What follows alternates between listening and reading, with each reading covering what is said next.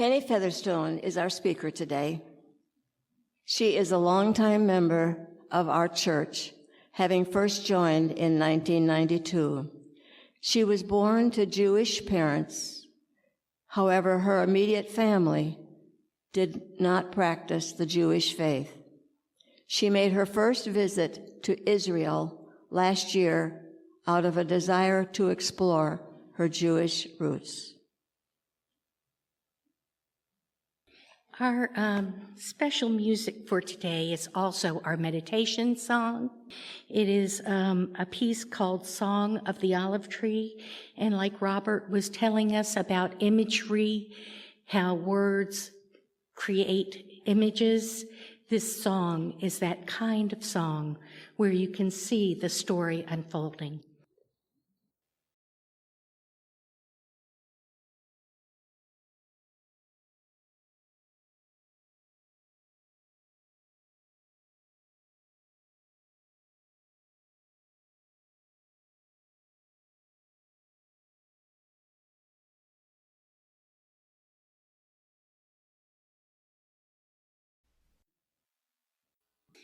Good morning. It's exciting to be up here. This is the first time that I've not led a service, but this is the first time I've presented a service.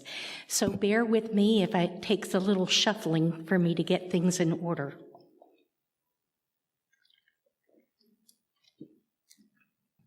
Thank you. And I have a prayer shawl that I am putting on. It's called a talit. And those that are praying wear a prayer shawl like this. I'm going to introduce it a little bit because we will refer to it later in the talk. In Hebrew, on the four corners here are symbols to represent the four mothers in the Hebrew faith, in the Jewish faith: Sarah, Rebecca, Rachel, and Leah. And at the top is the phrase, "My love, let me hear your voice." Drawn to trees since childhood, I would walk around the block to sit outside a neighbor's picket fence and lunch underneath the fragrant branches of a mimosa tree. High up in the maple in our front yard, I spent hours observing and daydreaming.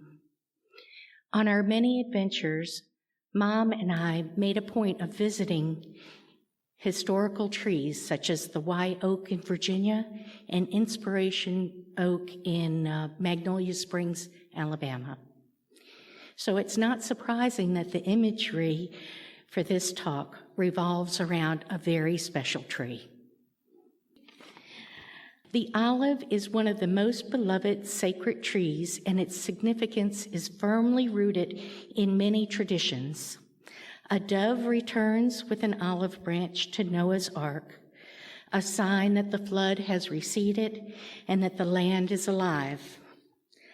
Olive oil burns to provide light in the darkness and food in the home.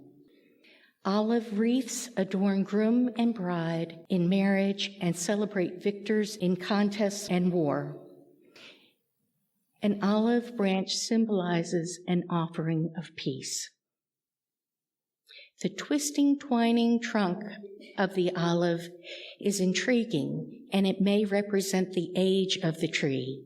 Sometimes one tree is a family of trees surrounding the great-grandmother.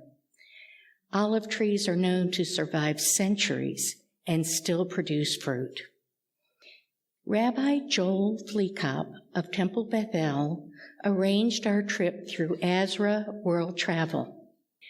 Our tour guide, Sherry, originally from Ohio, made Aliyah, returning to the homeland of Israel, as a teenager. Many Jews from all over the world feel that Israel is truly their home.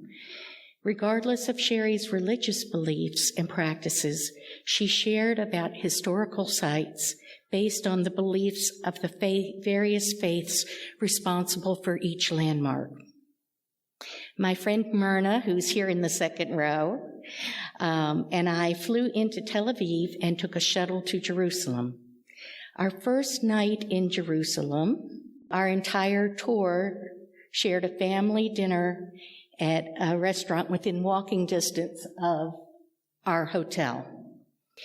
After dinner, we walked to a lovely park nearby, and in a walled courtyard of the park, a Palestinian family reaches out and invites us to sit with them. They ask where we are from and welcome us. When a young man approaches, the matriarch attempts to tell us that he is her son. She knows I understand when I nod and make the universal symbol of rocking a baby. After a short visit, we smile and wave goodbye.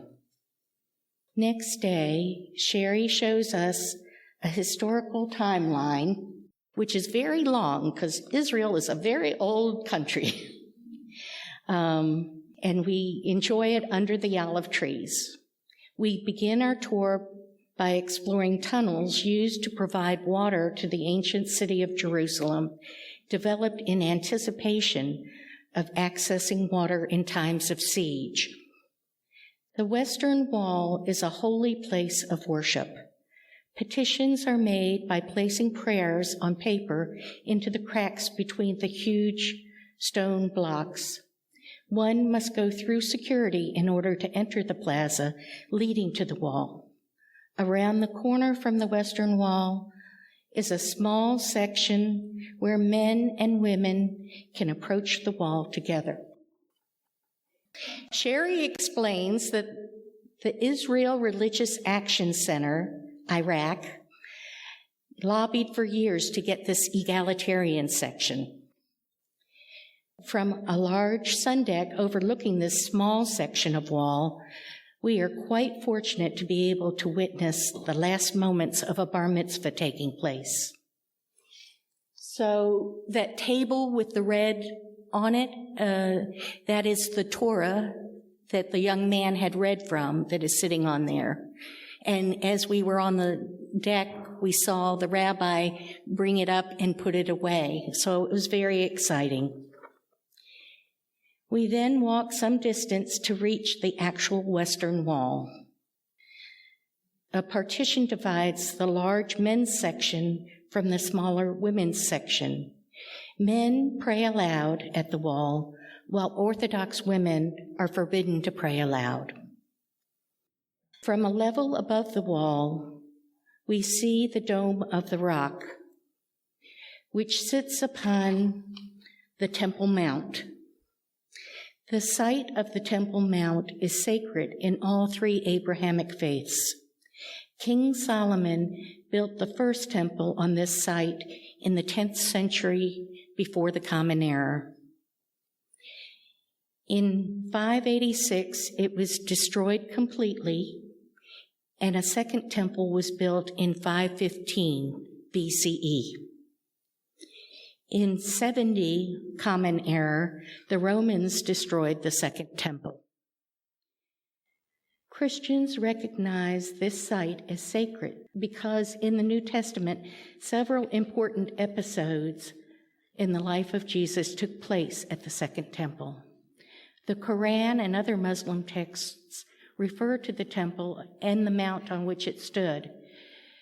It is this place from which the prophet Muhammad is said to have begun his night journey into heaven in the 7th century. The Dome of the Rock was completed on this site in 692 Common Era. The importance of this site to the three faiths is obvious and a source of contention between Muslims and Jews. The ancient city is divided into the Jewish quarter, the Christian quarter, the Muslim quarter, and the Armenian quarter. Shops and eateries line the alleys from one quarter to another. Braided candles, spices, fruits and nuts, jewelry and leather goods abound. The Church of the Holy Sepulchre in the Christian Quarter is believed by some to be the location of the tomb of Jesus. The architecture and art of the church is inspiring. A highlight for many Christians is to rub oil on the unction stone beneath this representation of the end of Jesus' life. At the Holocaust Memorial, Yad Vashem, paths are lined with rosemary, lead from one sculpture garden to another. Recognizing that rosemary is an herb representing remembrance, I find myself breaking off a piece and putting it in my mouth as I absorb the importance of this memorial. The Bronze of Korshak and the Children of the Ghetto by Boris Saxtier tells the story of a teacher who refuses to leave the children of the ghetto as they are led to the trains going to a concentration camp. The phrase, "children are people too," is attributed to Korshak. As of January 1st, 2016, Yad Vashem has bestowed the righteous among the nations to 26,120 individuals and groups from 44 countries. Wade Still Sharp and Martha Sharp Kogan, American Unitarians who, among others of our faith, helped hundreds of Jews to escape Nazi persecution through relocation, are honored here. That was a moment of pride for me. Upon entry to the museum, we walk over a bridge designed for our steps to mimic the sounds of trains on tracks. Time stands still as the sound permeates my body with imagery. I am lost in the museum. Of the speakers that we had on our trip, I was most impressed by Anat Hoffman. Anat is the executive director of the Israel Religious Action Center, IRAC, the legal and advocacy arm of the Reform movement in Israel. Previously, she held a seat on the Jerusalem City Council for 14 years, where she stood in opposition to the policies of the city's right-wing and ultra-Orthodox administration. She is a founder of Women of the Wall, Nashot Kotel, and has dedicated her life to the Jewish principle of Tikkun Olam, which literally means repairing the world. Anat told us of an Iraq case where a woman was forced to change seats on a plane because an Orthodox man refused to have a woman sit next to him on the Israeli airline El Al. The flight attendant honored his wish and had the woman change seats. This case entered the court system, which ruled that a flight attendant shall not force a person to change seats to satisfy the religious beliefs of another. Anat shares with us that the holiday, Rosh Hodesh, the head of the month, is to be celebrated the next morning at the Kotel. Several of us choose to arrive at the wall early the next morning to join the celebration. A woman dressed in traditional Orthodox clothing seems distressed to have us there and tries to lead us far from the wall. We hold our ground until we spot a group of women wearing talit, prayer shawls like this, and this was in support of Nashot Kotel, the Women of the Wall. We are handed prayer books to join in the celebration. As we sing in prayer, women shush and scream at us throughout our service. Men from the other side of the partition use microphones to drown out our prayers. The courtyard of the Kotel is backed by a plaza 15 to 20 feet above. From there, ultra-Orthodox men in traditional black suits and hats yell angrily at us. I am shocked when they start throwing things. Brown paper bags rolled up with something inside hurl by us and hit the ground. Rabbi Joel's daughter, Yael, who accompanies her mother, is grazed by flying objects. We continue to sing our prayers with this faithful troop of women. Quite moved by the experience, we leave at 7:30 to continue with our tour group. Last week, March 8th, Nashat Kotel, Women of the Wall, celebrated 30 years of activism. The Israeli court system has consistently upheld the right of women of the Wall to gather and pray, but the ultra-Orthodox opponents find these rulings issued by judges rather than by rabbis are of no consequence. As for the police and the security personnel, their orders, shaped by the political considerations, are confusing to the point that they are left as bystanders until violence breaks out, which it does all too often. Friday night, we went to the suburb to a Reformed synagogue to celebrate the Sabbath. The view of Jerusalem through the glass wall of the sanctuary was astounding, as ancient mirrored modern. Of the several families that invited us to dinner, all were expats from various countries that had made Aliyah to Israel. The couple my group joined was from England and Wales.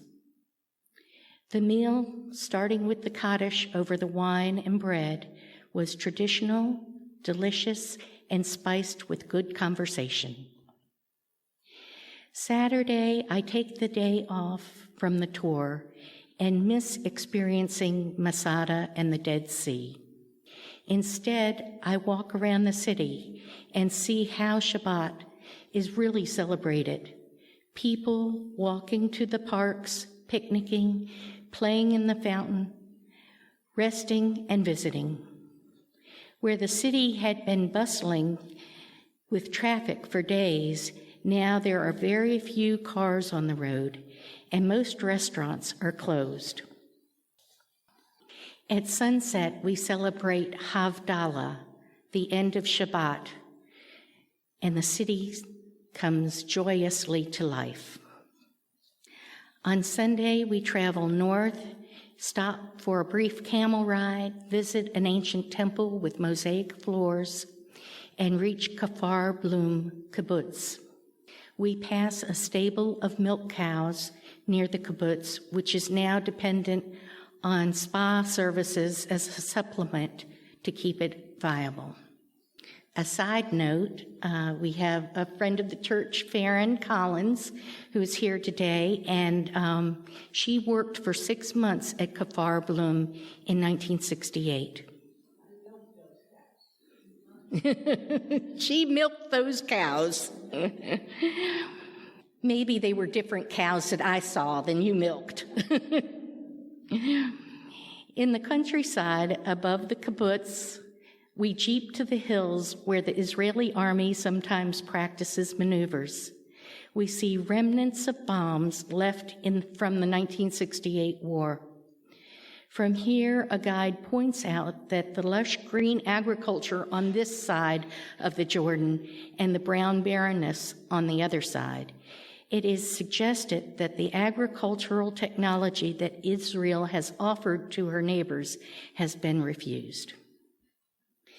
Continuing north, we stop at Safat, a lovely artist's colony, which echoes the shades of blue inside and out of an old synagogue. Shops line the narrow, colorful alleyway. There was a bookshelf in this synagogue that had books that looked like they could be from thousands of years ago. Along our way to Tel Aviv, we stop at a military lookout above the Jordan Valley and see Syrian bombs rising like puffs of smoke in the distance. Our host in a mountainous Druze village tells us about his love of Israel and feeling honored to serve in the Israel Defense Force. Although he is proud of his Druze history and culture, we learned very little of his faith, which is a private matter. He warmly shares that eating heartily honors the host.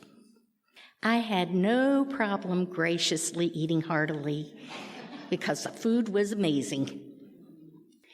Tel Aviv is a modern, lively city with a short history.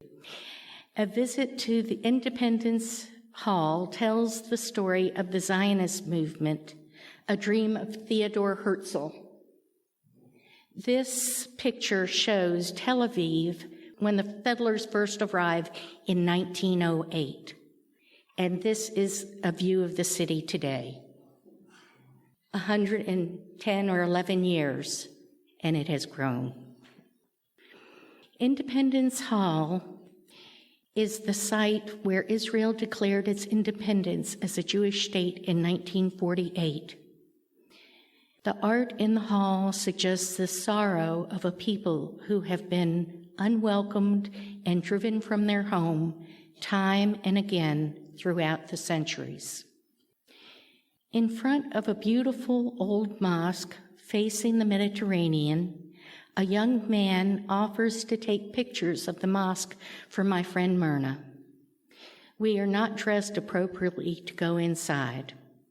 Again, we experience the warmth and hospitality of a kind Muslim.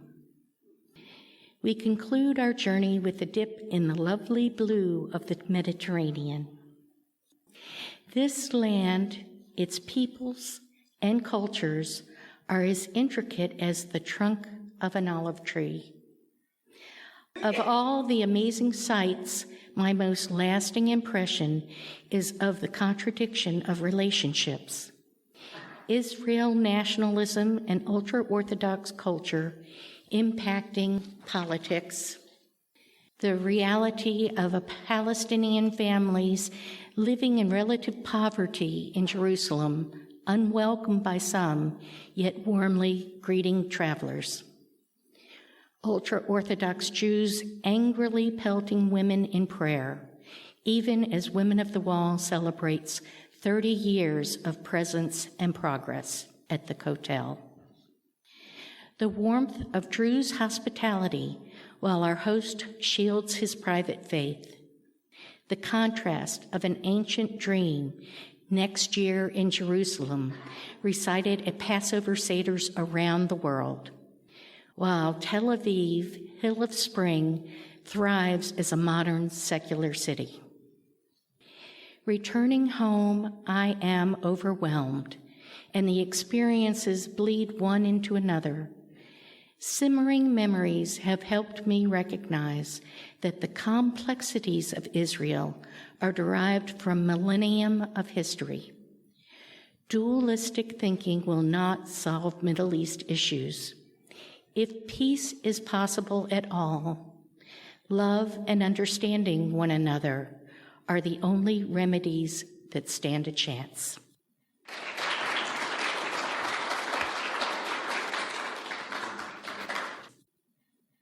And we will have our closing hymn. If you'll please stand, page 392.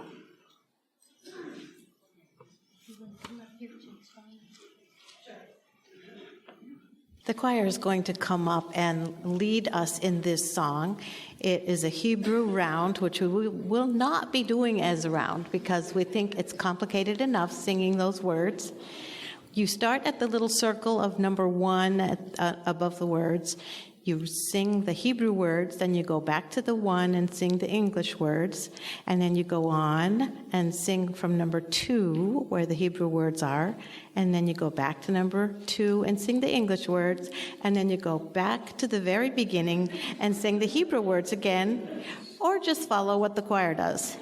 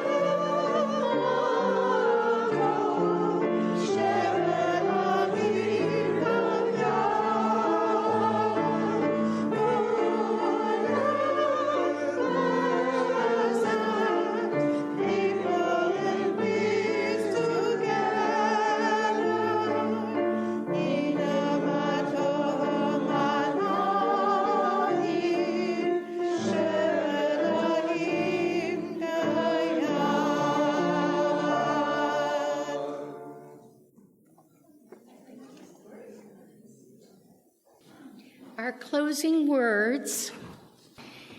May the love which overcomes all differences, which heals all wounds, which puts to flight all fears, which reconciles all who are separated, be in us and among us, now and always. Thank you. Go in peace.